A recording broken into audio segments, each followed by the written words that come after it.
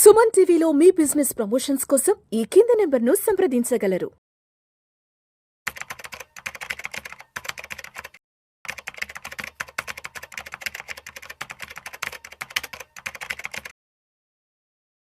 Sir నమస్తే sir. నమస్తే విష్ణు గారు. రాంప్రసాద్ గారు, ఇప్పుడు మ్యూచువల్ ఫండ్స్లో ₹1 కోటి కనుక ఇన్వెస్ట్ చేస్తే ఒక 12% లెక్కన తక్కువలో తక్కువ ఒక 12% అనుకుంటే పర్ఫెక్ట్. 6 ఇయర్స్కి డబుల్ అవుతుంది, అంటే 2 కోట్లు అవుతుంది. అదే 12 సంవత్సరాలకి 4 కోట్లు అవుతుంది. అవును, డబుల్ మీద డబుల్. ఎస్. సో ఈ 4 కోట్లలో ఒక 3 కోట్లు అనేది క్యాపిటల్ గెయిన్స్ అనుకుంటే, ఎస్ సార్, ఆ 3 కోట్ల మీద ఒక 10% ట్యాక్స్ కట్టాలి అంటే కట్టాలి. 30 లక్షలు కట్టాలి. 30 లక్షలు ట్యాక్స్ కట్టడం అంటే ప్రాణం ఒప్పుకోదు కదా. ఎట్లా 30 లక్షలు ట్యాక్స్ అంటే అమ్మో, అసలు అసలు అంటే ఆలోచించడానికే కాళ్ళు చేతులు వణుకుతున్నాయి కదా. మరి ఎట్లా ఈ ట్యాక్స్ని తగ్గించుకునే మార్గము, ఉపాయము ఏదన్నా ఉందంటారా? తప్పకుండా సార్. ట్యాక్స్ ఎవరు మనసొప్పు కట్టారు సార్. ఇప్పుడు శాలరీ మీద కట్టట్లేదు 30% ట్యాక్స్లు, ఇన్కమ్ మీద మనసొప్పు కట్టరు.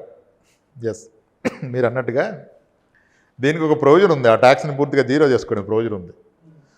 మ్యూచువల్ ఫండ్ గెయిన్స్ని 0 days గెయిన్స్కి ఎటువంటి ట్యాక్స్ కట్టకుండా తప్పించుకునే ప్రొవిజన్ అయితే ఉంది. మ్యూచువల్ ఫండ్స్లో capital gains, equity gains, it's not just mutual fund. Tax కట్టకుండాను తగ్గించకుండాను మొత్తానికి ఒక కంప్లీట్గా 1983లో ప్రణబ్ ముఖర్జీ గారు ఫినాన్స్ మినిస్టర్గా ఉన్నప్పుడు ఇన్కమ్ ట్యాక్స్ యాక్ట్లో 54F అని ఒక సెక్షన్ పట్టుకొచ్చారు. ఆ సెక్షన్ ఎందుకు పట్టుకొచ్చారంటే, ఆ రోజు ఇండియాలో primary employment majorly in agriculture. 80లో ఇది 83 April 1 నుంచి ఇంప్లిమెంట్ అయింది ఈ section 54F. Primary source of income agriculture, second source of income is real estate, construction, building constructions. ఇవి అవే major. India was a agriculture driven country. Manufacturing, services ఏమి లేవు.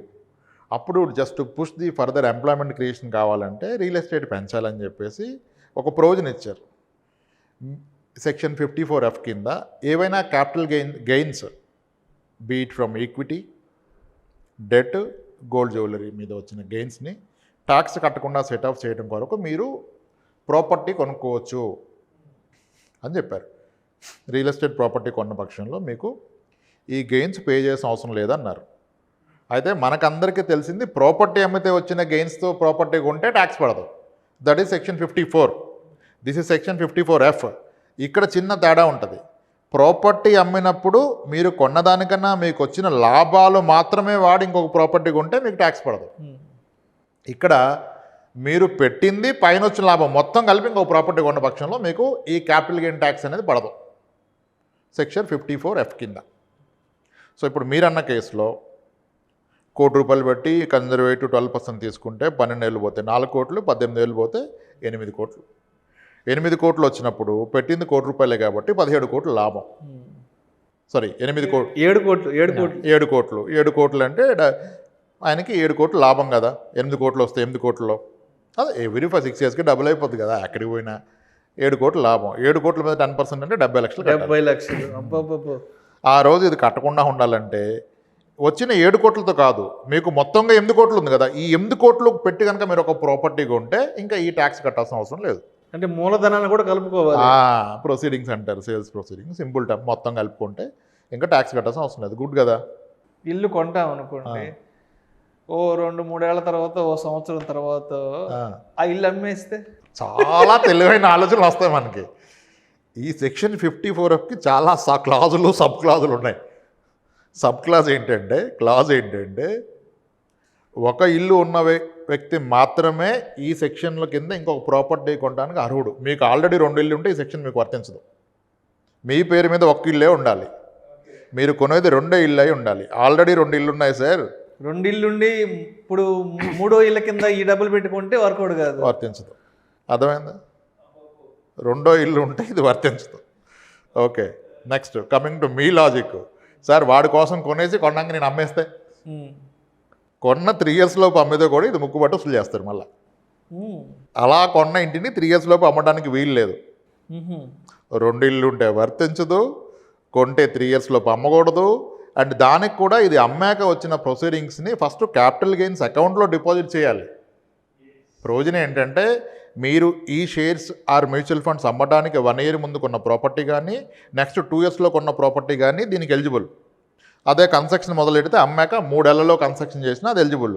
కానీ ఈ మనీని నేను వేరే పర్పస్కి వాడతా మళ్ళీ ఇటు వాడతా లాస్ట్లో కొంటా అంటే కుదరదు.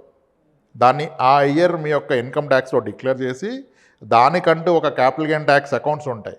ఆ అకౌంట్ ఓపెన్ చేసి ఈ ప్రొసీడింగ్స్ని దాంట్లో డిపాజిట్ చేసి దాని నుంచి మీరు ఇల్లు కొంటే మాత్రమే అప్లికేబుల్. అంత కాంప్లికేట్ ఏం కాదు, చాలా ఈజీ.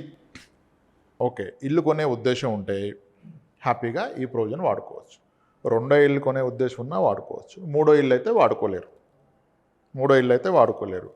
చాలా క్రిమినల్గా నేను కొంటాను ఈ బెనిఫిట్ తీసుకొని అమ్మేస్తానంటే అవదు, 3 ఏళ్ళు ఆగాల్సి ఉంటుంది.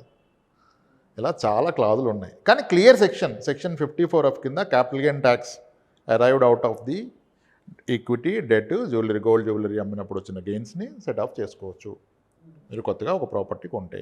కానీ అది కొనే టైంలో 2 ఇళ్ళు ఉండకూడదు. సింపుల్. కాబట్టి కొంచెం ప్లాన్డ్గా ఇన్వెస్ట్మెంట్ ప్లాన్ చేయాలి. ఇప్పుడు మీ హౌస్ కనుక మీ పేరు మీద ఉంటే మీ ఇన్వెస్ట్మెంట్ మీ వైఫ్ పేరు మీద పెట్టండి, ఈక్విటీ ఇన్వెస్ట్మెంట్స్.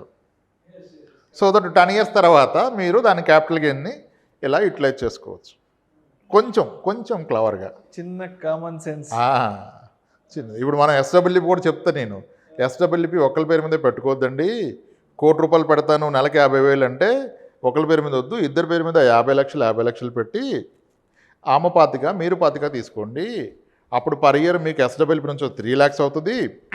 3 lakhsలో ఎంత మార్కెట్ ఉరికినా ₹1,00,000 గెయిన్ ఉండదు. కాబట్టి అప్ టు 1 lakh గెయిన్ అయిన financial year is non taxable. కాబట్టి ట్యాక్స్ ఫ్రీ అయిపోద్ది ఎస్డబ్ల్యూపీ అని చెప్తా. ఇలా ఒక చిన్న corrections at the time of స్టార్టింగే కొంచెం ఆలోచించుకుంటే చాలా సులువు అయిపోద్ది ప్లానింగ్. లేదు నా పేరు మీద పెడితే అన్నీ నా పేరే, లేదు అన్నీ మా వైఫ్ పేరు మీద కలిసి వస్తే నాకు ఇల్లు అయినా అదే, మ్యూచువల్ ఫండ్ అయినా అదే అంటే ప్రాబ్లం వస్తుంది. ఇలా చూసుకొని పెట్టుకోవాలి. Yes, clearly there is a section called 54F. Capital gains arising out of the equity or mutual funds can be set off by buying. మొత్తానికి ఇలాంటి ఆర్థిక వ్యవహారాలలో కొన్ని మినహాయింపులు, కొన్ని బెనిఫిట్లు ఉండాలంటే కొన్ని భార్య పేరు మీద కూడా కొన్ని ఇన్వెస్ట్మెంట్స్ అనేవి, అదే ఆ ప్యాటర్న్ చూసుకోండి. ప్రోడక్ట్ని బట్టి కాస్త ఆలోచించుకొని చేసుకోవచ్చు. ఓకే. సో ఇప్పుడు ఫ్రీక్వెంట్లీ ట్రాన్స్ఫర్ జాబ్ ఉందనుకోండి, వాళ్ళకి చాలా మెచ్యూర్డ్గా దే డిసైడెడ్ మేము కొనం ప్రాపర్టీ, రిటైర్మెంట్ అయినప్పుడు కొంటాం. ఎందుకు ఇప్పుడు ఎవడో ఉండడానికి మాకు ఎందుకు ప్రాపర్టీ, మేము అయ్యాక ఉంటామన్న క్లారిటీ ఉందనుకోండి, వాళ్ళు హ్యాపీగా ఇన్వెస్ట్ చేసుకొని ఈ డబ్బులన్నీ తీసి డైరెక్ట్గా ప్రాపర్టీ ఏ ట్యాక్స్ పెట్టకుండా కొనేయచ్చు. అద్భుతం కదా, సెట్ అయిపోతుంది. That's what 54F. Yes sir. So మీ 70 లక్షలు సేవ్ చేశారు, లేదా మీ 30 లక్షలు సేవ్ చేశారు, మీరు పార్టీ ఇవ్వండి నాకు. Right sir. Thank you so much Ramprasad గారు. ఈ క్యాపిటల్ గెయిన్స్ మీద ట్యాక్స్ కట్టకుండా ఉండేందుకు ఎటువంటి సెక్షన్ మనకు అందుబాటులో ఉంది అన్న అంశం గురించి చాలా చక్కగా మీ విశ్లేషణ, మీ వివరణ మన ప్రేక్షకులకు తెలియజేస్తే thank you so much sir. Right అండి విష్ణు గారు.